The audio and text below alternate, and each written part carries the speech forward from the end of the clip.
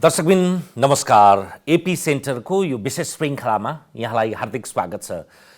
आजको श्रृङ्खलामा हामी समसामयिक राजनीतिदेखि लिएर यसको वस्तुनिष्ठ संस्थागत रूपमा राजनीतिक रूपमा सामाजिक रूपमा हामीले राजनीतिलाई चाहिँ उही रूपमा उही ढङ्गबाट पर्गेल्न बुझ्नुपर्ने हो कि यसलाई अर्कै ढङ्गबाट बुझ्नुपर्ने हो। नेकपा सरकार, नेकपा भन्ने कि सरकार भन्ने, यी दुईटा असमञ्जस्य जस्ता छन्। यिनीहरू बिचमा सामञ्जस्यता थियो भने त अहिलेको यो दौडधुप हुँदैन थियो होला। प्रतिपक्षीको भूमिका अनि सडकमा लागिरहेका नाराहरू लगायत भू राजनीतिको प्रभाव काहीँ न काहीँ आइहाल्छ। समग्र विषयको मन्थन गर्ने प्रयत्न गर्दैछौँ। हामीसँग हुनुहुन्छ राजनैतिक विश्लेषक जैनेन्द्र जीवन र त्यस्तै हामीसँग हुनुहुन्छ अग्रज पत्रकार युवराज घिमिरे। स्वागत छ दुईजनालाई। म जैनेन्द्रजीबाट आउँछु। बडा अप्ठ्यारो अवस्थामा छौँ हामी। यो अप्ठ्यारो सायद 1 दशक 2 दशक अगाडि पनि थियौँ होला, तर हामीले वर्तमानलाई मात्रै स्मृत, विगतलाई विस्मृत गरेर होला। आजको यो समसामयिकतामा एउटा विश्लेषकले, एउटा भोक्ताले, एउटा साक्षीका दृष्टिकोणले कसरी हेर्ने, कति अप्ठ्यारो हुन्छ होला विश्लेषण गर्न? अप्ठ्यारो त हुन्छ। आजको जुन तपाईँले भन्नुभयो, आजको अवस्था भनेको त एउटा संरचनात्मक त्रुटिका कारण पनि भएको अवस्था हो। अब हामीले भएभरका प्रयोग चाहिँ यो देशमा गर्ने भनेर ल्यायौँ कि अझै कतिलाई चित्त बुझाएको छैन। अब हामी यो वादलाई मन्थन गर्दै ऊ वादलाई मन्थन गर्दै कुन चाहिँ वादमा जानुपर्छ भनेर त जिम्मेवार नेताहरू, भूतपूर्व प्रधानमन्त्रीदेखि मन्त्रीहरू भएकाले, पार्टीका नेताहरूले, प्राज्ञहरूले भनेको देख्छु म। अब कति हामी यो वाद र के को मन्थनमा लाग्ने, अनि हरेक वादले एकचोटि एउटा क्रान्ति गर्नुपर्छ भन्छ, एउटा सङ्घर्ष गर्नुपर्छ भन्छ है।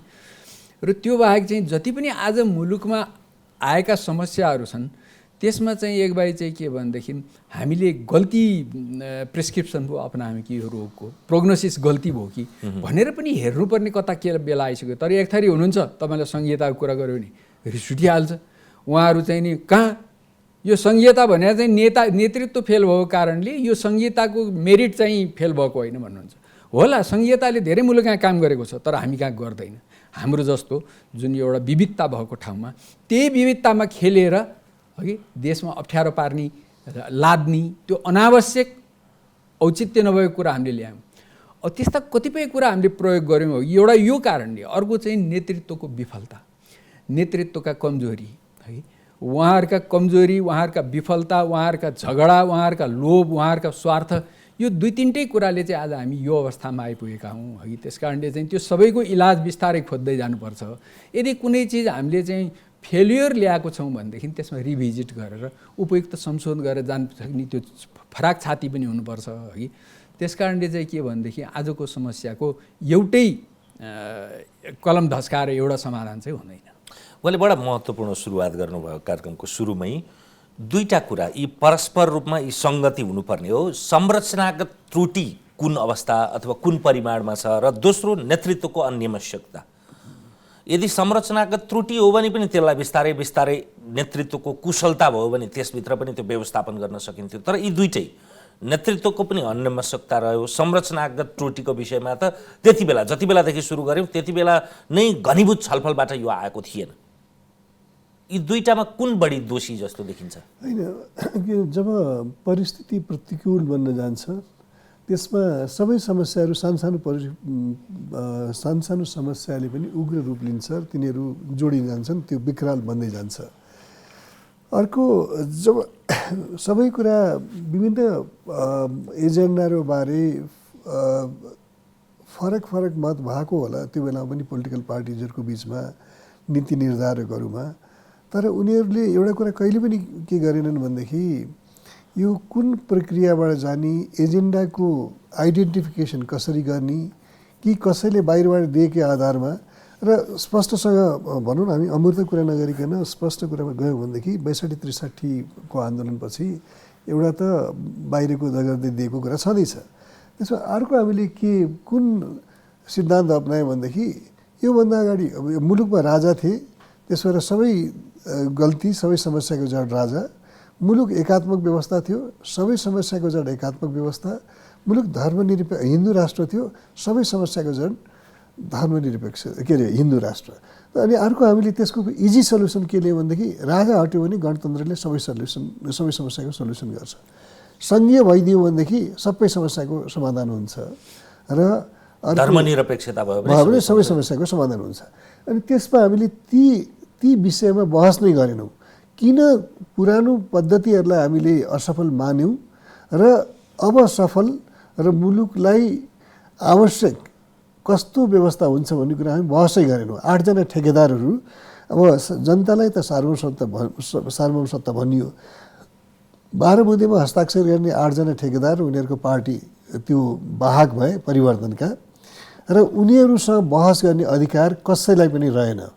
कहिले एमबेसीमा बोलाएर उनीहरूलाई, भारतीय एमबेसीमा त्यो बेलामा बोलाएर राजदूतले कान्नु पर्दाखेरि उनीहरू त्यो कुरा मानेर आउँथे। त्यसबाट यो नेपालले ओन गर्ने एजेन्डा नै त्यो पनि भएन र प्रक्रिया पनि भएन। त्यसबाट त्यो प्रक्रिया पनि नमिल्दाखेरि, प्रोपर एजेन्डा पनि त्यसबारे बहस र ओनरसिप पनि नहुँदाखेरि यसले ल्याउने विसङ्गति अहिले हामी जुन अवस्थामा पुगेका थियौँ त्यो नै थियो। त्यसबाट मलाई के लाग्छ भने अहिले पनि त्यसमा रिभ्यूभन्दा अर्को रिभ्यू र एउटा कलेक्टिभ डिसिजन, मैले अहिले पनि भन्छु सर्वपक्षीय सम्मेलन, र कसैलाई पनि अर्को सबभन्दा ठुलो बेइमानी कहाँ भयो भने हामीले नारामा इन्क्लुसिभ भन्यौँ, समावेशी डेमोक्रेसी, समावेशी संविधान भन्यौँ, तर यो संविधान लेख्दैमा एउटा पक्षलाई तपाईँले बाहिरै राख्नु भएको छ। अनि कहाँबाट त्यो समावेशी हुन्छ?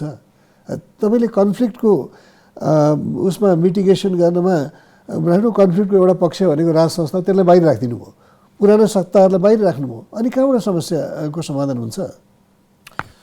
अहिले र हामीले 2 दशकदेखि सुन्दै आएको परिवर्तनका एजेन्डा, यो परिवर्तनको भनिएका यी एजेन्डा विशेष गरी मोटो रूपमा समावेशिता, सकारात्मक विभेदको विषयलाई विवाद भएन, त्यसको आम स्वीकारोक्ति होला, तर गणतन्त्र, संघीयता र धर्मनिरपेक्षता यसको पक्षधर हुन् भन्ने पक्षहरूको स्वामित्व लिने, यसको बचाउ गर्नुपर्छ भन्ने नै देखिँदैन नि त। यसको बचाउ त उहाँहरू गर्नुहुन्छ, तर कसरी भने मुडेबलको बचाउ कि त्यो तपाईँको उहाँहरूको प्रश्न सुनेर यसमा यसो हो भनेर बहसमा प्रवेश गर्न कहिले पनि चाहनुहुन्न। उहाँहरू के गरिदिएको छ भने चाहिँ एउटा यी कुराहरूको पक्षमा हुने मानिस चाहिँ प्रगतिशील, अग्रगामी, अरू यो कुराकोमा प्रश्न उठाउने, विरोधीको त कुरा छोडौँ, प्रश्न उठाउने मान्छे यति सबै प्रतिगामी, परिवर्तन विरोधी, क्रान्ति विरोधी भनेर त्यही न्यारेटिभ चाहिँ यहाँ स्थापित भएको छ। त्यस कारणले तपाईँले यो विषयमा छुस्स सामाजिक सञ्जालमा जानुहोस्, त्यसको चाहिँ यसरी जवाफ आउँछ। अहिले कम आउँछ, त्यो कम आउँदै गएको छ कि। अब त्यो अब म तपाईँलाई भन्छु यो 3टा कुरोमा पनि म एउटा इन्ट्रेस्टिङ कुरो तपाईँलाई भन्छु। अब राजाको हकमा चाहिँ के भने, म पनि त्यति बेला पनि अब धेरै हदसम्म पनि नेपालमा चाहिँ अहिले तत्कालै चाहिँ सबै कुरो छोड्ने बेला आएको छैन, संवैधानिक राजा सहितको लोकतन्त्र हुनुपर्छ भन्ने पक्षको मानिस हुँ कि। तर राजाले गल्ती त धेरै गरेको हो। राजाले चाहिँ नि त्यो माघे 19को दुस्साहस नगरेको भए, अथवा चाहिँ के भनेदेखि चाहिँ राजाको स्ट्राटेजिक गल्ती के थियो त्यतिखेर भने, अब त्यो कुरामा प्रवेश गर्नुपर्छ, जानै पर्यो नि। स्ट्राटेजिक गल्ती के थियो भने, माओवादीको चाहिँ धुनधान चाहिँ हिंसा बढिरहेको बखतमा त्यो धेरै मान्छे सहरका मध्यम वर्ग, पुँजीपति वर्गहरूले पनि त्यो बेला चाहिँ राजाले टेकओभर गरेको दिन बेलुका दीपावली गरेका थिए। तर त्यही मान्छे पछि सडकमा गएरले, किन भनेदेखि सबैलाई एकैचोटि शत्रु बनाएर नै कहीँ चल्छ। तपाईँको युद्धको नियम त के हो भने, तपाईँले एउटासँग अगाडि फायर खोल्नुभयो भने दायाँ बायाँ पछाडि चाहिँ तपाईँको रिइन्फोर्समेन्ट हुनुपर्छ कि। राजाले त्यो गरेनन् कि। गिरिजाप्रसादलाई पनि शाही आयोग लाएर जेल हाल्न खोजे, शेरबहादुरलाई पनि खोजे, माधव कुमार नेपाललाई पनि खोजे, वेस्टलाई पनि चिडाए, भारतलाई पनि चिडाए, माओवादीलाई हान्न हुँदा नागरिकहरूलाई पनि चिडाए, मोबाइल फोन समेत बन्द गरेर अनि माओवादीसँग लड्ने खेरमा त ती सबै एक ठाउँमा भोलि आउँछन् भन्ने कुरो त्यो आकलन भएन। राजाको स्ट्राटेजिक गल्ती भयो। अर्को अब त्यस कारण गणतन्त्र चाहिँ ती कारणहरूले पनि आएको छ। कुनै सैद्धान्तिक यो चाहिँ गणतन्त्र बेटर हो भन्दा भन्ने कुरो राजतन्त्र भन्दा भन्ने चाहिँ म मान्दिनँ। राजतन्त्र भएका मुलुक संसार हेर्नुहोस् न, कति उन्नति भए पनि छन् नि। अब अर्को कुरो चाहिँ के भन्दा धर्मनिरपेक्षताको कुरो।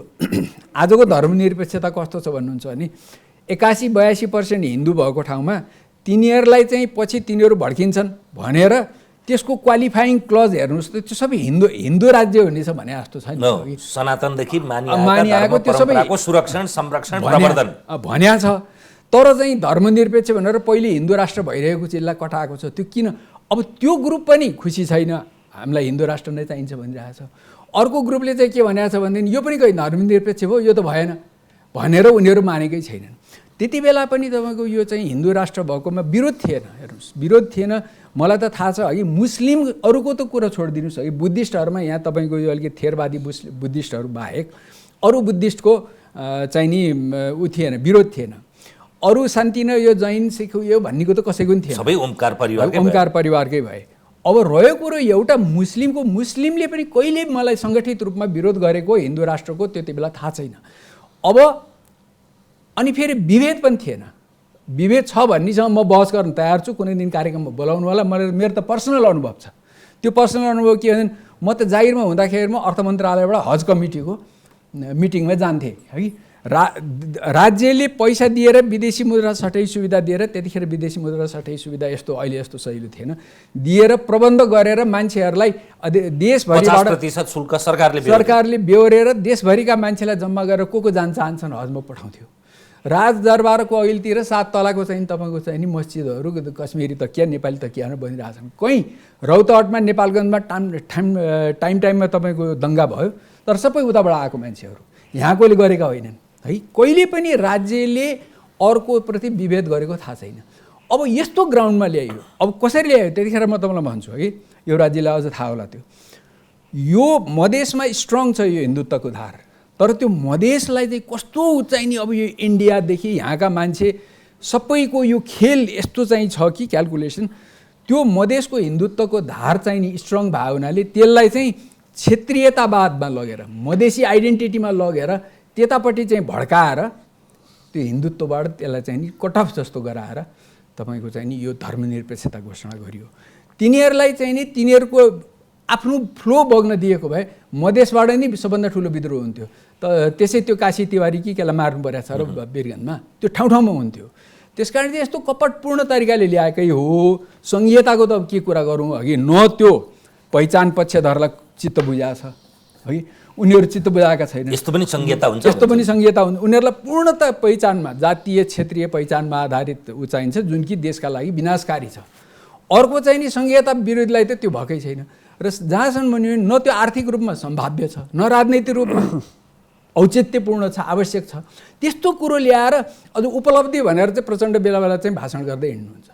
विनाश जति सबै गरेरलाई उपलब्धि भनेर हुन्छ। त्यस कारणले चाहिँ के भने यो संरचनाको कुरो मैले अहिले ल्याएको त्यही भएर हो।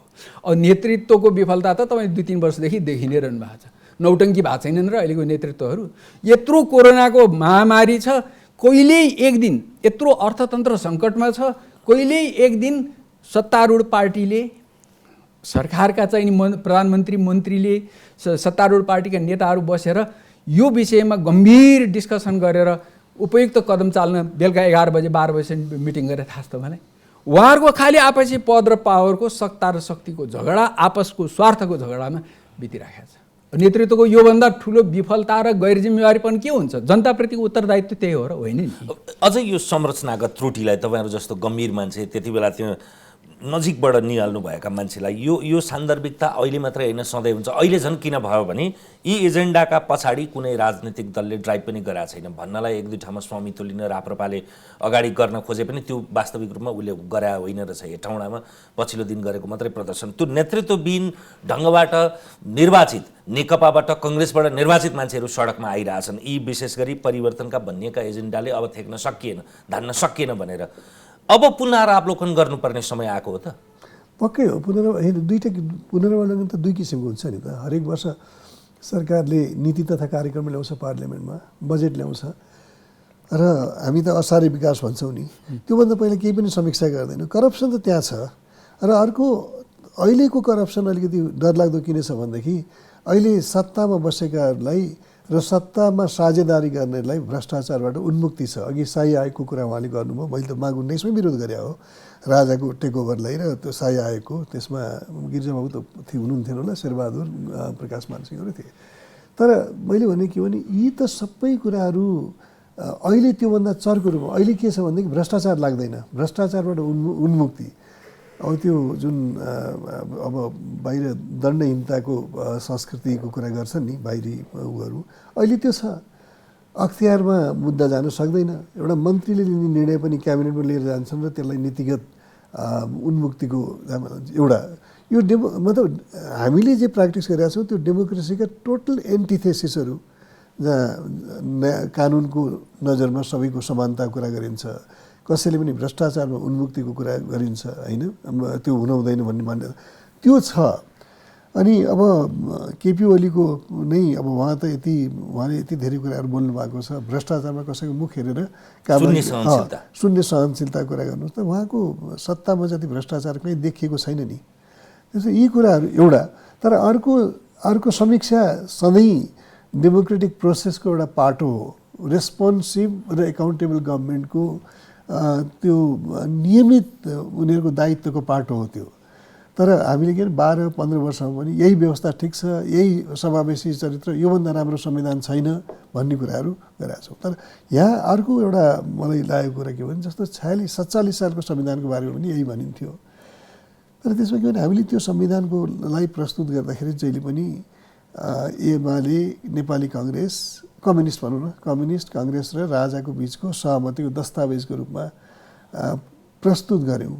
तर त्यसमा त्यो प्रस्तुत गर्दाखेरि के भने त्यहाँभन्दा बाहिर रहेका शक्तिहरूले आफ्नो ठाउँ देखेनन्। त्यसबाट माओवादी जन्मिए, अरू जन्मिए, विदेशीहरू घुसे होला नि, त्यो अर्को कुरा छ। त्यस्तै अहिलेको पनि हामीले के गर्यौँ भनेदेखि अहिलेको संविधानमा पनि यही त्यो बारमुदेका बारमुदेकाहरू आफ्नो बारमुदेका मतियाहरू हौँ हामी, हस्ताक्षर गऱ्यौँ भनेर लाज मान्ने ग्रुप पनि त्यहाँ छन्। किनभनेदेखि ड्राफ्ट नै अर्कैले गरिदिएको थियो भनेर नारायण बिजुक्सीले भने, तर उहाँले त्यसलाई कन्डेम चाहिँ गर्नुभएको छैन। फेरि म त्यसबाट बाहिर छु भन्नुहुन्न। त्यो चाहिँ अझ त्यो द्वैत चरित्र हो जुन नारायण बिजुक्सी जस्तो व्यक्तिबाट प्रदर्शन हुनुहुन्थेन। त्यसो यी कुराहरू छन्। यो हाम्रो हुनै होइन कि। फेरि अर्को कुरा मैले पटक भनेको चाहे धर्मनिरपेक्ष राजाले गल्ती गरेर ज्ञानेन्द्रको कुरा गऱ्यो भने त 4 वर्षको कुरा हो। 4 वर्ष धेरै ठुलो अवधि पनि हुन्छ गल्तीहरू गर्नलाई, परिस्थितिको कुरा गरौँ। तर अर्को मानवाधिकार उल्लङ्घनको विषयहरू हामीले त्यो बेला उठायौँ, भ्रष्टाचारका विषयहरू उठायौँ। एउटा पनि नागरिकको ज्यान सत्ताबाट जानु हुँदैन होइन, लिइनु हुँदैन। आन्दोलनको टाइममा 19 जना मारियो, रायमाझी आयोग गठन भयो। त्यसपछि त्योभन्दा 50 गुणा 100 गुणा मान्छेहरू मारिएका छन्। अनि यसको जवाफदेही यहाँ लाग्नु नहुने। अनि त्यो अहिले गौरमा भयो हेर्नुहोस् न, कस्तो विडम्बना छ। गौरमा मार्ने उपेन्द्र यादव, मारिने बाबुराम भट्टराई दुईवटा सँगै छन्, बोल्न सक्दैनन्। किन बोल्न सक्दैनन् उनीहरू? किनभने यो नेपालको राजनीति उनीहरूले सञ्चालन गरेको होइन कि, उनीहरू पहल मात्रै हुन्। त्यसो जबसम्म यो आन्तरिक राजनीतिलाई राजाले गल्ती गरे, ओलीले गल्ती गरे, कसले गल्ती गरे भन्ने कुरा हामी आन्तरिक समीक्षाबाट छिनोफानो गर्न सक्दैनौँ। जबसम्म एउटा राजदूत चाहे उत्तरको होस्, चाहे दक्षिणको होस्, चाहे पूर्वको होस्, पश्चिमको होस्, जबसम्म राजदूतले तपाईँका नेताहरूलाई कान निमोड्छन् र समर्थन गरेको आधारमा उनीहरू सुरक्षित छन् भन्ने हुन्छ, त्यो चाहिँ नेपालको राजनीतिले स्थिरता पनि पाउँदैन र जनसहयोग पनि अल्टिमेटली पाउँदैन। अहिले सडकमा जनताहरू आउनुको कारण त्यही हो। किनभने यिनीहरू त विदेशीहरू छन्, हाम्रा रहन्छन्, नेपाली जनताका रहन्छन्, यिनीहरू विदेशप्रति वफादार रहेछन् भन्ने मेसेज अहिले गएको छ। त्यसरी नेता नदेखिँदाखेरि नै सडकमा मान्छेहरू आउनुको कारण त्यो हो। जनिनजीले चाहिँ कसरी हेर्नु भएको छ अहिले विभिन्न ठाउँहरूमा, झापादेखि लिएर पश्चिमको नेपालगञ्जसम्म, पोखरादेखि काठमाडौँसम्मको यो प्रदर्शन छ नि, नेतृत्वविहीन प्रदर्शन भन्नलाई त जय गोर्खालीदेखि लिएर शिवसेनादेखि लिएर राप्रपाले समेत स्वामित्व लिन तछाड मछाड गरिरहेछन्। कतिपयले नागार्जुनबाट परिचालित होला पनि भन्लान् होइन। के कारणले, के आधारले आइरहेछन्? मान्छे जुन निराश भए, मान्छे निराश भएपछि अब मान्छे आफै त नेता भएर आउँदैन नि, भिड आफै त नेता भएर आउँदैन, भिडले त एउटा नेता मान्नु पर्यो। त्यस कारणले चाहिँ के भन्दैन, एउटा चाहिँ त्यो निराश भएपछि विकल्प खोजेको हो।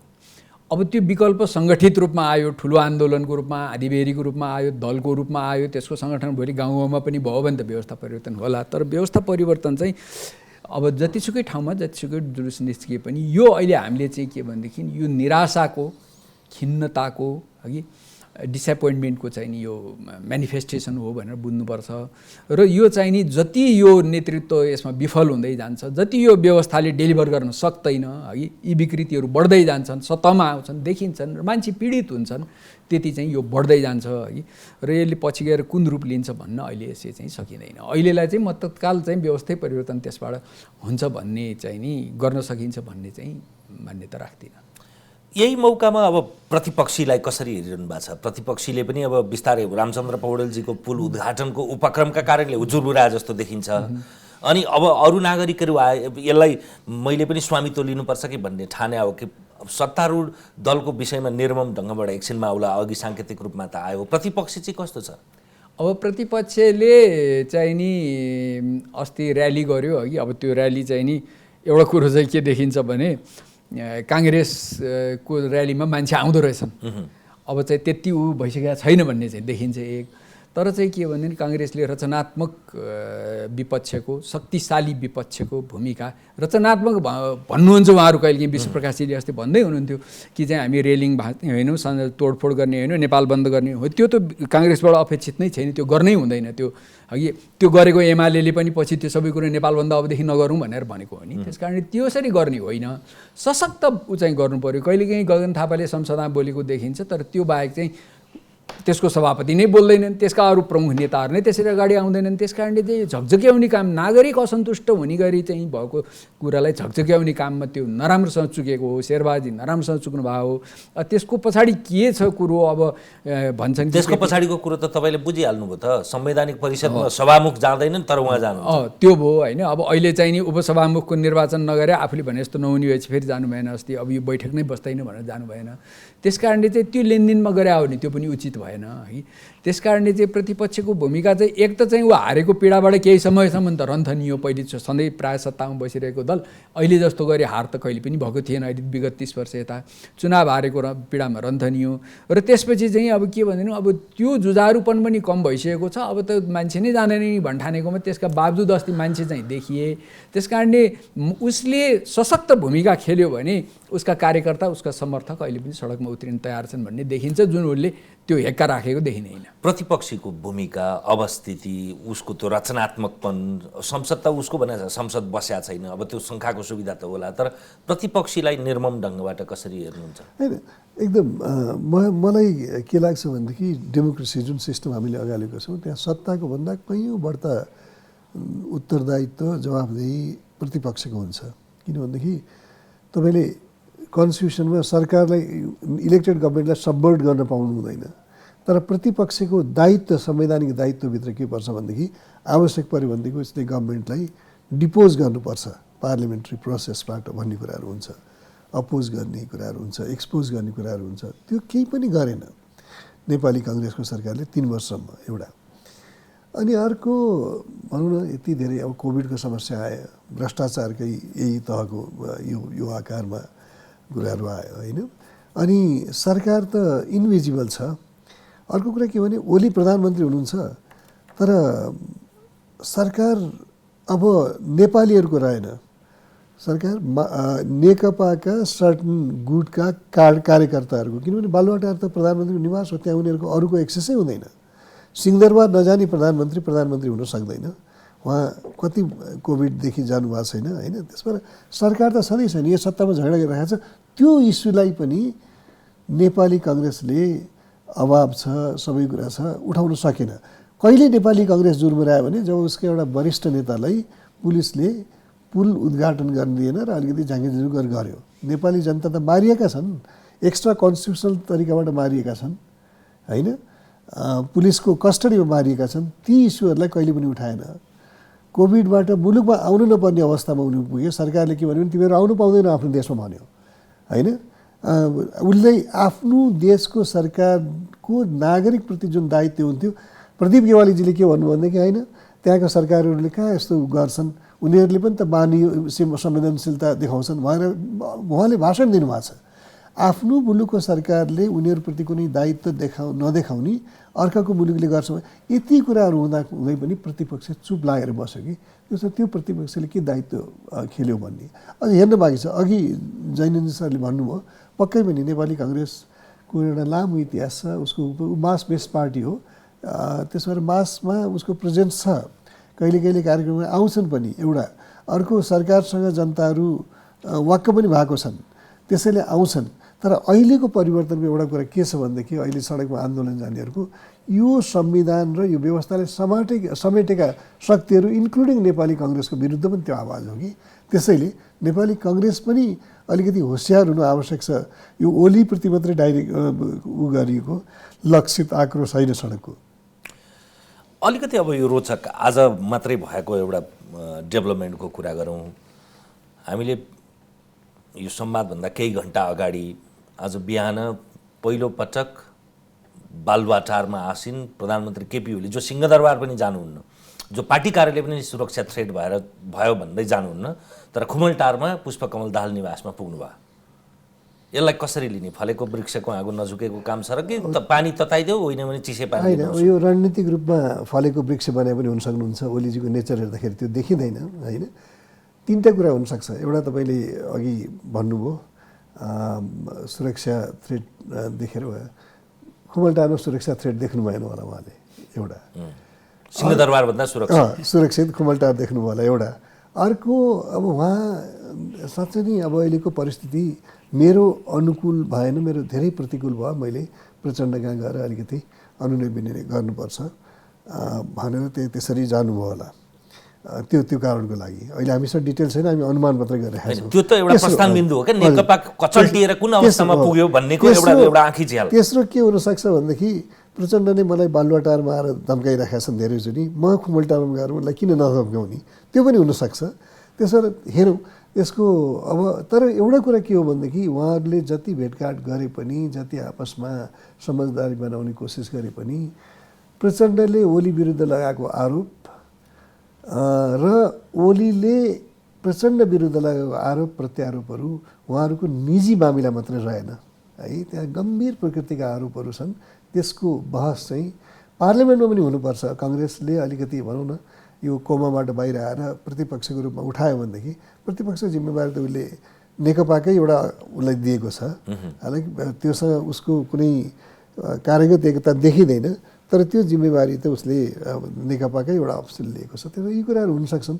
तपाईँलाई अहिले पनि अघि प्रतिपक्षको रोल सोध्नु अहिले यो भेटघाटको, प्रतिपक्ष चाहिँ जनतासँग धेरै टाढा पुगिसके जस्तो लाग्छ कि यी विषयहरूमा अब आउनै दिनु। अब हेर्नुहोस् न, अध्यादेश जारी भयो, अघि हामीले प्रक्रियाविहीन तरिकाको कुरा गऱ्यौँ, यो त सिधै पार्लिमेन्टलाई अन्डरमाइन गरे हो नि।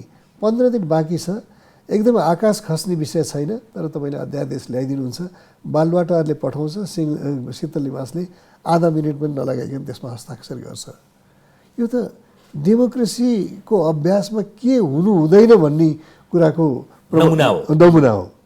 यो विश्वले नेपालबाट धेरै कुरा सिक्न सक्छ यहाँबाट। तपाईँले यो खुमलटार बालुवाटारको सन्दर्भमा केही थप्न आँट्दै हुनुहुन्थ्यो? अब मेरो चाहिँ विचारमा के लाग्छ भने त्यो धम्क्याउनलाई चाहिँ गएको होइन होला है, किनभने चाहिँ उहाँले त्यहाँ जानै परेपछि चाहिँ दुनियाँले पनि के देख्छन् भने भित्र जेसुकै वार्ता भए पनि यो लत्रेरै गएको भन्ने बुझ्छन् होइन। उहाँको कार्यकर्ताहरू पनि अलिकति यसो सिर्निउ राखे होला नि त्यसको जवाफ दिने भयो त। त्यस कारणले चाहिँ मेरो विचारमा उहाँले चाहिँ नि अब चारैतर्फबाट घेराबन्दीमा परेँ, अब मैले चाहिँ अलिकति राम्रो रिपोर्ट राखेर पर्सनल रिपोर्ट राम्रो राखेर कुरा मिलाउँदै जानुपर्छ। त्यसको लागि चाहिँ गेस्चरको रूपमा एउटा चाहिँ सङ्केतको एउटा बिम्बको रूपमा म उहीँ जान्छु, भेट्छु भन्ने होला। किनभने उहाँ चतुर खेलाडी हो राजनीतिको, त्यसो गर्न चाहिँ उहाँ सक्नुहुन्छ। तर अब त्यो के छ भने त्यसमा पनि एउटा स्थिरता हुनु पऱ्यो। आज बालुवाटार आज त्यहाँ जाने, त्यसपछि चाहिँ भोलि फेरि झगडा गर्ने, धुनधान झगडा गर्ने, तन्तर मम्म गर्ने भयो भने त त्यो केही मतलब भएन है। त्यसमा अर्को नौटङ्की हुन्छ, मलाई चाहिँ त्यो लाग्छ।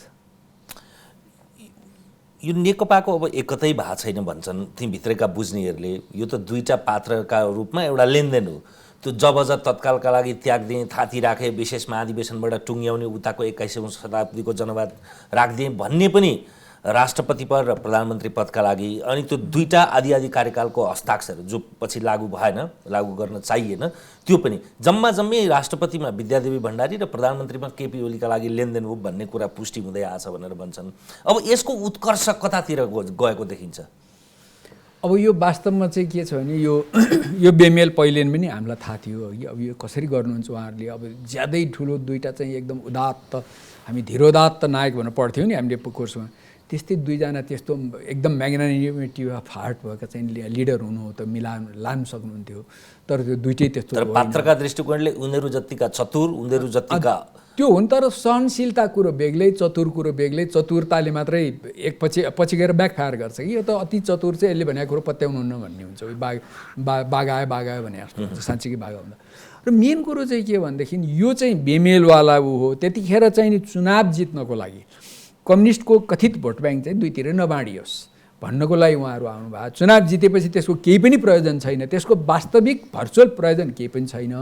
र त्यसपछि चाहिँ के हो भने 2/3 चुनाव जितेर 2/3 भएपछि चाहिँ अब चाहिँ 5 वर्ष मैले खानुपर्छ भन्ने ओलीजीलाई पनि for some valid reasons and some for not so valid reasons. उहाँको चाहिँ के भने मैले नै एकता गराउँ, मेरै पालामा यस्तो आयो, मेरो फेसलाई हेरेर मान्छेले उद्या हुन् भन्ने चाहिँ त्यो। र उहाँ नै पार्टीको अध्यक्ष, त्यो पनि सबभन्दा ठुलो पार्टीको एकता भएको मध्ये भयो भने उहाँले त्यो पहिले चाहिँ नि सहमति गरेर आधा समय भने पनि पछि छोड्नु मान्नु भएन। तर अब चाहिँ के भने एक किसिमले उहाँ पार्टीमा चाहिँ मौका त्यति नपाएको नेता चाहिँ हो पहिलेदेखि होइन। जस्तै अब कुनै कार्यकर्ता बेस नै नभएको झलनाथ खनाल प्रधानमन्त्री हुनुभयो माओवादीको उसमा, र त्यो पार्टी सभापति हुनुभयो। माधव नेपाल चाहिँ नि मदन भण्डारीको त्यो सडक दुर्घटनामा निधन भएपछि चाहिँ उहाँ चाहिँ नि 15 वर्षसम्म चाहिँ नि वास्तवमा चाहिँ उहाँलाई त चाहिँ नि होइन एउटा एक किसिमको संयोगले उहाँ नेता बनेको हुनुभयो। तर उहाँको पालामा पार्टी एउटा स्ट्याग्नेन्ट भयो कि, र अलिकति पार्टीलाई गति चलायमान बनाउने अलिकति हो र नि उहाँ नै हो सबभन्दा ठुलो गुट। लिङ्ग पहिचान गराउने भन्नु न, लिङ्ग पहिचान बाबुरामको होइन, मैले केपी ओलीजीको कुरा गरेको लिङ्ग पहिचान नभएको पार्टी भन्थे नि त एमालेलाई होइन, बाबुरामजीले भन्नुहुन्थ्यो क्या। अनि त्यसपछि चाहिँ त्यो के भने त्यसलाई अलिकति चलायमान गराउने गुट धेरै चलाउने पनि उहाँ नै हो है। त्यसपछि वामदेव हो। त्यस कारण उहाँले चाहिँ नि केही चाहिँ आफ्नो उहाँको दाबी मेरिटमा छ, केही चाहिँ अतिशयोक्तिपूर्ण छ, र उहाँले सबैलाई समेटेर जान सक्नु भएन। पछि उहाँमा अहम पनि बढ्दै गयो। पहिले आधा समय चाहिँ उहाँको चाहिँ अहिलेको प्रधानमन्त्री भएपछि स्वास्थ्य समस्याले नै उहाँले काम गर्न सक्नु भएन। आधा समय उहाँले चाहिँ नि नचाहिने कुरो बोलेर चाहिँ अनावश्यक विवाद झिकेर हरेक दिन रोज नयाँ नयाँ विवाद ल्याउनु भयो है। उहाँको नलेज प्रशस्त छ होला, भिजन पनि छ होला, तर त्यो काम गर्ने अहिले प्रधानमन्त्रीको काम त देशको समस्या समाधान गर्ने हो, टुक्का सुनाउने, तपाईँको चाहिँ नि आफ्नो भिजन सुनाउने होइन। भिजन खोइ त पानी जहाज कहाँ आयो त, कहीँ आउँछ त्यो हुने कुरो थियो र यस्तै फन्टुस कुरा गरेर उहाँ चाहिँ हुनुभयो। र पछिल्लो समयमा उहाँले सबैलाई एकोमोडेट गरेर जान सक्नु भएन। एकता त चाहिँ तपाईँको चाहिँ नि यो भन्नुहोस् न उहाँहरूको एउटा कम्युनिस्ट ब्रान्ड एउटै होला, स्कुलिङ केही हदसम्म एउटै होला, तर न कार्यदिशा एउटै थियो होइन, न कतिपय एजेन्डा एउटै थिए। तपाईँको यो सङ्घीयता लगायत हरेक कुरामा भन्नु अहिलेको के अरे खड्ग ओलीको अथवा एमालेको स्ट्यान्ड र माओवादीको कहाँ मिल्थ्यो, कहिले पनि मिल्दैन थियो। ती सबका बावजुद उहाँहरूले एकता गर्नु खोज्नुभयो। साङ्गठनिक रूपमा न त्यो एकता हुनेवाला छ तल्लो तहसम्म, न माथि नेतृत्वमै मेल हुनेवाला छ। त्यस कारणले यो त पछि गएर यसै गरी धाँजा पर्दै जाने हो। यो टिक्ला र यो चाहिँ मेल होला जस्तो मलाई चाहिँ लाग्दैन। खालि यो टर्दै सर्दै जाला, तर प्रकारान्तरले यी दुईटा एक रहँदैनन्। किन रहेको भन्दाखेरिमा आज पार्टी फुट्यो भने प्रचण्डको स्थान मात्र तल खस्दैन कि ओलीको प्रधानमन्त्रीत्व पनि जान्छ। यो आफ्नो स्वार्थको कारणले के अडेका हुन् यिनीहरू है। भोलि चुनावमा जाने बखतमै हेर्नुहोस् न क्रस अन्तर्घात हुन्छ, त मल्टिपल अन्तर्घात हुन्छ, एउटा पक्षले मात्र होइन। अब तपाईँको माओवादी र पूर्व एमालेको बिचमा मात्र होइन कि पूर्व एमालेका बिचमा पनि एउटा नेताको एउटा उसको बिचमा चाहिँ अन्तर्घात हुन्छ है। त्यस कारणले चाहिँ हेरिरहनु होला। यो त अझ पछि आउने दिनमा आज त केही छैन, आज त एकता देखाएर पनि केही छैन, नदेखाएर पनि केही छैन नि। भोलि एकता गरेर देखाउनु पर्ने बखतमा झन् सङ्कट आउँछ। तपाईँको चाहिँ प्रक्षेपण के छ नेकपाको उत्कर्ष? एउटा मलाई लाग्छ एउटा त्यो राजनीतिक आवश्यकता विभाजित नहोस् भन्ने, लेफ्ट भोट्सहरू विभाजित नहोस् भन्ने। अर्को सम्भावना अर्को त्यो बेला के पनि थियो भने कङ्ग्रेस र प्रचण्ड मिलेर चुनावमा जान्छन् कि भन्ने डर थियो। त्यसको जाँदै नै थियो नि, त्यसरी भइसकेको थियो। त्यसलाई तोड्नलाई ओलीले गर्नुभयो। तर अविश्वास त्यो बेला पनि देखिन्थ्यो। दुईवटा एउटा लगातार 63 यताका सरकारहरूलाई तपाईँले हेर्नुभयो भनेदेखि जहिले पनि एउटा ठुलो त्यो 7-8 मध्ये एउटा ठुलो पार्टी अपोजिसन बसेको छ, बाँकी सबै सरकारमा छन्। र उनीहरूले तय गर्ने कुरा भनेको अबको प्रधानमन्त्री को, त्यसमा चाहिँ एकता हुने कार्यक्रममा कहिले पनि कार्यक्रम उनीहरूले बनाएनन्। त्यसबाट सत्ताको रोटेसनल जुन सत्तामाथि रोटेसनल बेसिसमा त्यो मात्रै थियो। जब एकता भयो एउटा एकदम महत्त्वपूर्ण कुरा थियो हामीले त्यसलाई। त्यसमा के भनेदेखि सभामुखको र राष्ट्रपतिको पद बाँडियो। ओलीलाई विद्यादेवी भण्डारी नै चाहिने र प्रचण्डलाई महारा भनौँ त्यो बेला महारा नै चाहिने। त्यसको कारण के थियो भनेदेखि गभर्नेन्सबाट केही आवश्यक गर्नु पर्यो भनेदेखि शीतल निवासको ब्याकअप चाहिने र भोलि त्यो पार्टी टुट्यो भनेदेखि सांसदहरूको सदस्यता जाने अवस्थामा फाइनल अथोरिटी त्यसलाई एक्सप्लेन गर्ने त सभामुख हुन्छ, माओवादी माइनोरिटीमै हुन्छ भन्ने हिसाबले प्रचण्डको लागि पहिला महरा र महरा हटेपछि अग्नि सापकोटा चाहिनुको कारण त्यो हो, अथवा अविश्वास त्यहाँ सुरुदेखि नै थियो। र अरू त त्यो फ्रन्टल अर्गनाइजेसनको जनवर्गीय सङ्गठनहरूदेखि लिएर नीतिगत स्पष्टता कहिले पनि भएन होइन। अहिले पनि रिस उठेको बेलामा जब थाहा थियो अहिले महाधिवेशनबाट आउँछ भन्ने, अनि ईश्वर पोखरेल चाहिँ जब नै चाहिन्छ भन्ने, प्रधानमन्त्री चुप लागेर बस्ने, यो छ नि त। र अर्को पार्टीमा अनुशासन पनि कहाँ छ र? सूर्य थापाले मजाले गाली गर्न पाउँछन् त, झलनाथ खनालदेखि लिएर वामदेव गौतमदेखि सबैलाई गाली गर्न पाउँछन् नि। त्यो पार्टीमा अनुशासन पनि थिएन, एक रूप पनि थिएन, नीतिगत स्पष्टता पनि थिएन, र अर्को सत्तामा सत्ताको बाँडफाँड भित्र आन्तरिक रूपमा थिँदै थियो। त्यसपछि एउटा त पार्टी कहिले पनि भएन नि। तर ओलीलाई फाइदा के भने ओलीले एउटा अघि जयेन्द्र सरले भन्नुभयो, उहाँ अस्वस्थ, शारीरिक रूपमा अस्वस्थ हुँदाखेरि उहाँले केही महत्त्वपूर्ण अडानहरू लिनुभयो, इन्क्लुडिङ भारतसँगको जुन यो नाकाबन्दीको टाइममा, त्यसले त्यो डिभिडेन्ड चाहिँ उहाँले पाउनुभयो। तर अर्को सत्तामा जालजेल भयो, फेरि आलो पालोको कुराहरू त्यहाँ गयो। त्यही यो एसेन्सियली सत्ताकै लडाइँ हो होइन, सिद्धान्त र नीतिको होइन, राजनीतिक संस्कार निर्माण गर्न होइन।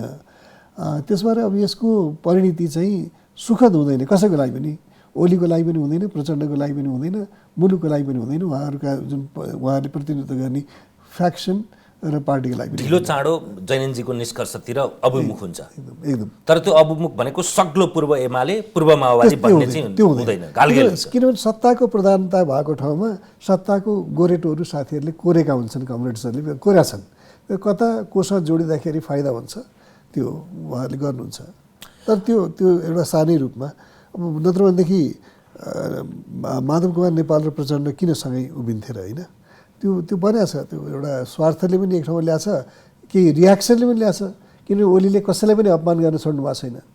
माधव नेपालको शुभकामना समेत, शीघ्र स्वास्थ्य लाभको शुभकामना समेत उहाँले अस्वीकार गरिदिनु भयो। त्यही त।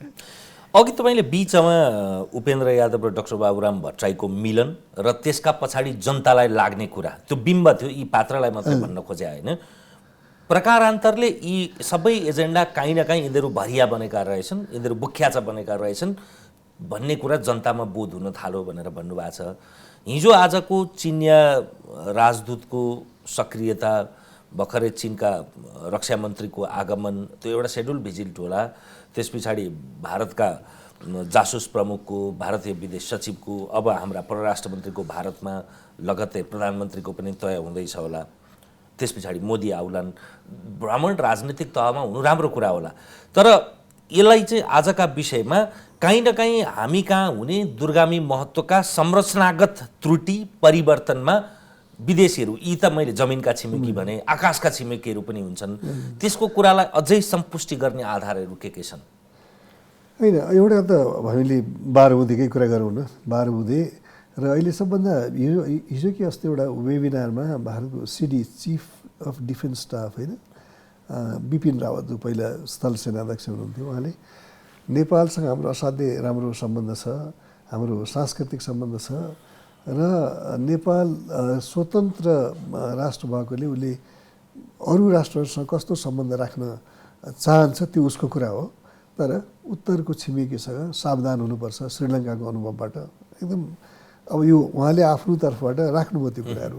तर श्रीलङ्का भन्दाखेरि हामीले धेरै कुराहरू, किनभने कुटनीति र राजनीतिको लामो श्रृङ्खलामा एउटा पोइन्टलाई टिपेर हामीले यताउता भएर एउटा निष्कर्षमा पुग्न गाह्रो हुन्छ। श्रीलङ्कै भन्दाखेरि हाम्रो दिमागमा आउने के भने 80sमा भारतले श्रीलङ्का तामिल टाइगरसँग जसरी सहमति गर्यो, पछि त्यसको अगेन्स्टमा त्यहाँको आर्मीसँग जसरी सहमति गर्यो, र त्यसका कारण राजीव गान्धीको हत्या हुन पुग्यो, एउटा दुःखद प्रकरण छ, हामी त्यो पनि हेर्छौँ। तर अहिले उहाँले लक्षित गरेको कुरा चाहिँ पोर्टमा लामो लिजमा चिनको प्रवेशहरू र बिआरआईमा उसको संलग्नता र अहिले आएर एमसिसी फिर्ता भएको अवस्थालाई सङ्केत गर्नुभएको होला। तर नेपालका पनि अनुभवहरू धेरै छन्। अनुभवहरू धेरै हुँदाखेरि आफैले आतङ्कवादी भनेको माओवादीसँग इन्डियाले सहकार्य गर्यो। नेपाल आर्मीसँग भिडेको माओवादीलाई राजनीतिक अभिभावकत्व दिएर नेपाल आर्मीलाई हतियार बन्द गरिदियो। त्यो पाटो पनि छ। त्यसबाट अब भारत र नेपालको सम्बन्धको एउटा प्राचीनता लामो कडी पनि छ, अनेकौँ पक्षहरू पनि छन्, तर यी पक्षहरू पनि छन् एउटा। अर्को मलाई कता कता चीनले अब यता आएर भारतसँग निकै सिकेको हो कि जस्तो लाग्छ। पहिला भारतका राजदूतहरूले, त्यहाँका जासुस प्रमुखहरूले, यहाँका एमबेसीकाले हाम्रो नेताहरूलाई गएर यसो गर्ने भन्दाखेरि हामीलाई भनौँ न अलिकति गाली पनि गर्थे। तर अहिले आएर चीनले ठ्याक्कै त्यसो गर्न थालेको छ। त्यसबाट भारतको प्रभाव त बढ्दो रहेछ। उसले सिकाउन सकेको रहेछ चीनलाई पनि कुटनीति कस्तो हुनुपर्छ छिमेकमा भन्ने कुरा कहिले कहिले देखिन्छ। तर मैले अघि भनेको कुरा के भने यो कुनै पनि हामी जियो स्ट्रेटेजिकली इम्पोर्टेन्ट ठाउँमा छौँ, हाम्रो मित्रवत रिलेसन पनि हुनुपर्छ। तर कमसेकम हाम्रा राष्ट्रिय हित र स्वार्थका विषयमा निर्णायक प्रस्तुति राख्ने अधिकार र त्यो हैसियत हामीसँग सुरक्षित हुनुपर्छ, जुन हामीले गुमाएको छौँ। अहिले के हुन्छ भनेदेखि केपी ओलीका चिनिया राजदूतहरू मक्ख पर्नुहुन्छ होइन, अनि भारतीय आउँदाखेरि हस्तक्षेप मलाई भारतीय दूतावासले हटाउन लायो भन्नुहुन्छ। यी कुराहरू चाहिँ यो द्वैत मान्यताहरू हुन्। खालि के भने उहाँ अब जयेन्द्र सरको लामो अनुभव छ, तर खालि हामीले छोटकरी भन्ने कुरा के भनेदेखि अन्तर्राष्ट्रिय जगतसँगको हाम्रो परस्पर सम्बन्ध, परस्पर निर्भरता सम्मानमा आधारित हुनुपर्छ, त्यति हो हामीले भन्ने। र त्यो भिख मागेर र मलाई आज राजनीतिक कुर्सीमा बचाइदियो अथवा हिजो राजालाई हटाएर मलाई यहाँ ल्याइदियो भन्ने कुरामा हामीले ज्यादा गर्व गर्नु हुँदैन। त्यो प्रत्युत्पादक हुन्छ, जुन अहिले हामीले देखिरहेका छौँ। बाबुरामजीको र उपेन्द्रको प्रसङ्ग उठाउनुभयो। मैले बुझेँ के भनेदेखि भारतको माओवादीलाई नेपालमा मूलधारमा छिराए पनि स्वायत्त तराईको मागसँगै तराईबाट माओवादीलाई मुक्त गराउने, तराईलाई माओवादीबाट मुक्त गराउने र तराईमा अझ आफ्नो पकेटमा रहेको समूहहरूलाई शासन दिने एउटा बफरभित्र बफर क्रिएट गर्ने उहाँहरूको त्यो लक्ष्य थियो। त्यसमा त्यो तर्साउनको लागि एउटा समूहले, मधेस केन्द्रित तराई केन्द्रित एउटा समूहले माओवादीहरूलाई मार्यो त्यो स्केलमा। यो बाबुरामजीलाई थाहा छ, उपेन्द्रजीलाई थाहा छ, उहाँहरूले भन्न सक्नुहुन्न। एकदम गान्धी जस्तरी आत्मसमीक्षा गरेर कहिले लेख्न सक्नुभयो भने, तर बाबुराम गान्धी होलान् कि नहोलान् मलाई थाहा छैन। र त्यसैले गर्दाखेरि यो हाम्रो राजनीतिमा जुन बाहिरको हुन्छ, अनि त्यसपछि जो बफरभित्र बफर क्रिएट गर्ने प्रयास भयो इन्डियाबाट र त्यसमा अमेरिका, युरोपियन युनियनहरूको जब समर्थन मिल्यो, त्यहाँबाट चीन ठुलो आकारमा उपस्थित हुन थालेको त हो नि नेपालमा। र त्योभन्दा बढी नेपालमा हेर्दाखेरि अनुपातमा मधेस र भारतको सीमावर्ती क्षेत्रमा उसको उपस्थिति बढ्नुको कारण त्यो हो, जुन इन्डियाले एन्टिसिपेट गर्न सकेन। स्यामसन डक्ट्रिन र त्यसमा लुकेको कुरा के हो भनेदेखि राज संस्था हटेपछि, हामीले राज संस्थालाई हटाएपछि त्यहाँ जुन रिक्तता हुन्छ, त्यो रिक्तता भारतले मात्रै परिपूर्ति गर्छ। र चीन त नेपालबाट राजालाई त्यही दोष लगायो नि त होइन, चीन समर्थक भयो, चीन कार्ड खेल्यो भनेर हो नि त। अब त चीन त देखिनै नपर्ने हो नि त राज संस्थाको सस्पेन्सन र अझ उन्मूलनपछि। किन यस्तो भयो भने भारतको गलत नीति, गलत क्यालकुलेसन कारण। तर म एउटै कुरामा खुसी छु, किनभने नेपालमा एउटा भ्रम छ। भारतले नेपाललाई हामीले भन्दा राम्रोसँग बुझेको छ, उसले जे गर्न चाहन्छ गराउँछ र उसले सोचेको प्रतिक्रिया पनि उसले सोचेअनुसार हुन्छ भन्ने जुन भ्रम थियो, हामीलाई त्यो भ्रमबाट चाहिँ हामी मुक्त भयौँ।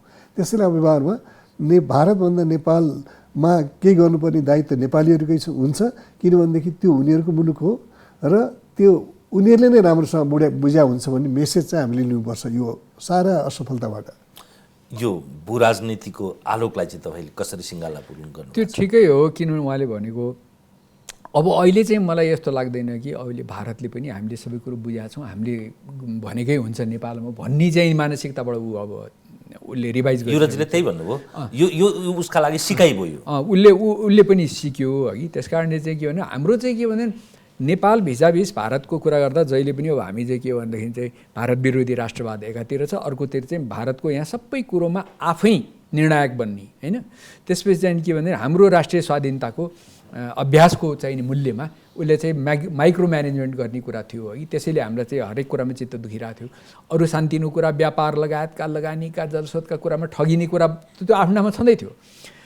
तर अब अहिले के भयो भने त्यो कुरालाई हटाउँदै, जस्तो इभेन भुटान जस्तो मुलुकले 1949 मा गरेको ट्रिटी संशोधन गर्यो, हामीले चाहिँ त्यसो गरेर के भने जे गरेर हुन्छ, खुसी पारेर हुन्छ कि के गरेर हुन्छ कि स्ट्यान्ड लिएर हुन्छ कि हामीले चाहिँ आफ्नो राष्ट्रिय स्वाधीनताको अभ्यास चाहिँ अधिकतम गर्दै गएर हामी एउटा स्वतन्त्र राष्ट्रको रूपमा हाम्रो अन्तर्राष्ट्रिय व्यक्तित्व चाहिँ उचाइमा पुर्याउनु पर्ने र भारतको क्लजबाट निस्कनु पर्ने ठाउँमा अहिले दुर्भाग्य के हो हुनुहुन्छ भने भारतकै जस्तो काम चाहिँ नि चाइनाले गर्न थाल्यो।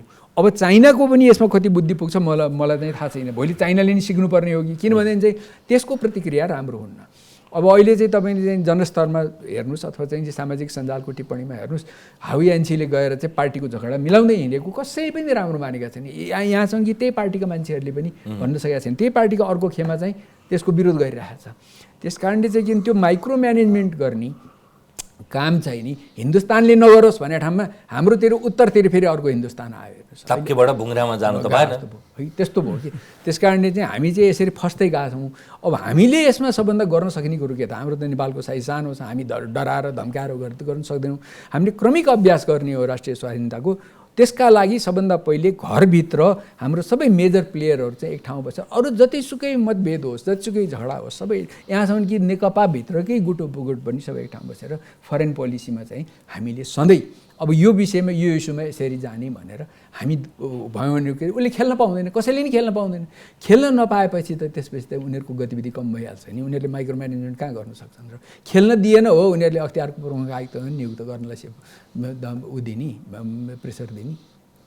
अब यी सबै कुराको आलोकमा हामीले सुरुमा सडकमा आएका जनता, सत्ता, राजनीति, प्रतिपक्षी, त्यस पछाडि नेकपा, खुमलटारमा प्रधानमन्त्रीको जानुपर्ने अवस्था आउनेसम्मको कुरा र समग्रतामा भू राजनीतिको कुरा गरेपछि आउने दिन चाहिँ कसरी जान्छ होला भनेका यी सडकमा लागेका नाराहरू मत्थर भएर जान्छन्। सत्ताले पुनरावलोकन गर्छ, यो व्यवस्थाले पुनरावलोकन गर्छ, संरचनागत त्रुटिलाई बिस्तारै सदर गरिन्छ कि कसरी? मैले आजको 1 वर्षको कुरा गरेँ होइन, अलि लामो दिशामा कसरी अगाडि बढ्ला?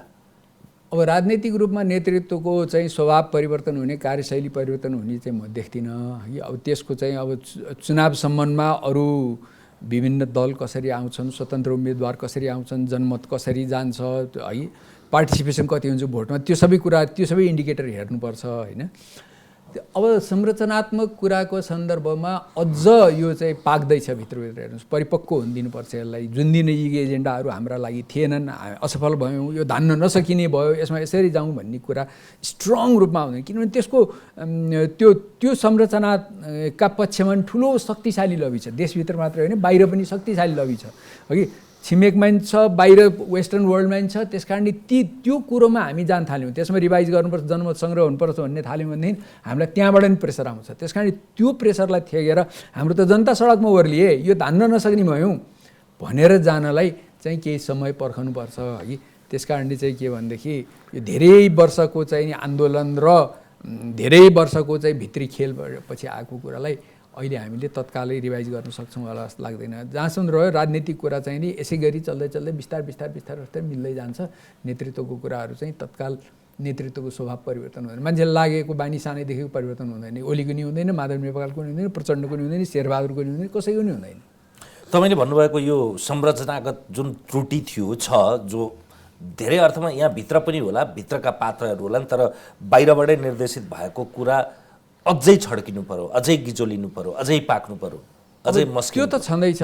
त्यसमा सबभन्दा ठुलो मैले के देख्छु भने सङ्घीयताबाट ब्याक हुनलाई तराईको चाहिँ खास गरी अब जुन एउटा एक तराई भन्ने अहिले चाहिँ 2 नम्बर प्रदेशमा चित्त बुझाएर बसिएको छ, त्यो समूहको तिनीहरूको र छिमेकी भारतको रोल कस्तो हुन्छ त्यसमा भर पर्छ। हामीले चाहेर पनि त्यसलाई अझ कति समय पाल्नुपर्ने हो त्यो हामी भन्न सक्दैनौँ, एउटा कुरो। अनि अर्को कुरो चाहिँ के भने धर्मनिरपेक्षताको कुरोमा चाहिँ नि मैले देखेको एउटा कम्प्रोमाइजमा के पुग्न सकिन्छ भने संविधान संशोधन गरेर हिन्दू राष्ट्र पनि नभन्ने, धर्मनिरपेक्ष पनि नभन्ने। धर्मको विषयमा बोल्दै नबोलेपछि त स्वतः धर्मनिरपेक्ष भयो नि, हिन्दू राष्ट्र भएन नि। हिन्दू राष्ट्र भन्नलाई त हिन्दू राष्ट्र नै भन्नु पऱ्यो नि। त्यसो गर्यो भने दुवै पक्षलाई हुन्छ कि एउटा मैले देखेको कि भोलि गएर अब त्यस कारणले चाहिँ के छ भने अब गणतन्त्रको विषयमा चाहिँ त अब त्यो राजै फर्केर आउन अब लाई चाहिँ नि अझ केही समय हामीले चाहिँ, किनभने अब राजाको पनि तपाईँको न राजाको छवि राम्रो छ, न युवराजको छवि राम्रो छ है। अब राजाले अस्ति आफैले किन भने हो त्यो मलाई थाहा छैन, यो मेरो कुनै संलग्नता छैन भन्ने निकाल्नुभयो होइन। त्यस कारणले चाहिँ के छ भनेदेखि उहाँले पनि यो परिपक्व भइसकेका छैन, म यसमा अहिले नै म देखिएँ भने म बदनाम हुन्छु, त्यो पचाउन सक्ने चाहिँ नि यो भावभूमि तयार भइसकेका छैन जनताले देशले भन्ने सोचेर हो कि म त्यस्तो ठान्दछु। भनेको के हुन्छ त आउने दिन यसरी नै जान्छन्? केही समय त जान्छ, केही समय त जान्छ। मलाई के लाग्छ भने भोलि के हुन्छ, आउने दिन कसरी जान्छ भने आज हामीले के गर्छौँ त्यसमा भर पर्ने कुरा हो। खुमलटारमा आज के गर्नुहुन्छ त्यो एउटा पार्ट हो, तर मलाई लार्जर पिक्चर एउटा अहिलेको व्यवस्था र अन्यलसँग जोडिएको कुराहरू चाहिँ म अहिले पनि ६३कै कुराहरू र शान्ति प्रक्रियाका त्रुटिहरूलाई मान्छु। त्यसले हामीलाई एकदमै अप्ठ्यारो पर्ने गरेर असहज परिस्थितिमा धकेलेको छ। त्यहाँ षड्यन्त्र भएको छ, विदेशी षड्यन्त्र भएको छ र हामी त्यसका पार्ट हो। त्यसरी एउटा पार्ट हो त यदि गिरिजाप्रसाद कोइराला त हुनुहुन्न, बाँकी 7वटा 12 बुँदेका नेताहरू त छन् होइन। उनीहरूले समीक्षा विदेशी एउटा भनौँ न राजदूतले जासुस प्रमुखले कसैलाई भेट्छ भने उसले आफ्नो कन्ट्रीलाई आफ्नो गभर्मेन्टलाई ब्रिफ गर्छ, मैले यो भेटेँ र मेरो कुराको जिस्ट यो थियो भन्ने कुराहरू गर्छ। र त्यहाँ उनीहरूले के भन् हाम्रो नेताहरूले यदि 7 जनाले मिलेर त्यो हस्ताक्षर जुन मुलुकको भावी आउने 15 वर्षको भविष्य अथवा अन्यको जुन रचना गरे त्यो रचनालाई उनीहरूले रिभ्यू गर्नुपर्छ। र उनीहरूले यदि आफूसँग अरूको के कुरा भएको थियो सबैले के भनेको छ भने ओ गिरिजाबाबु तपाईँ नै अबको राष्ट्रपति त, राजा नहटी राष्ट्रपति कसरी हुन्छ भनिदिएको छ।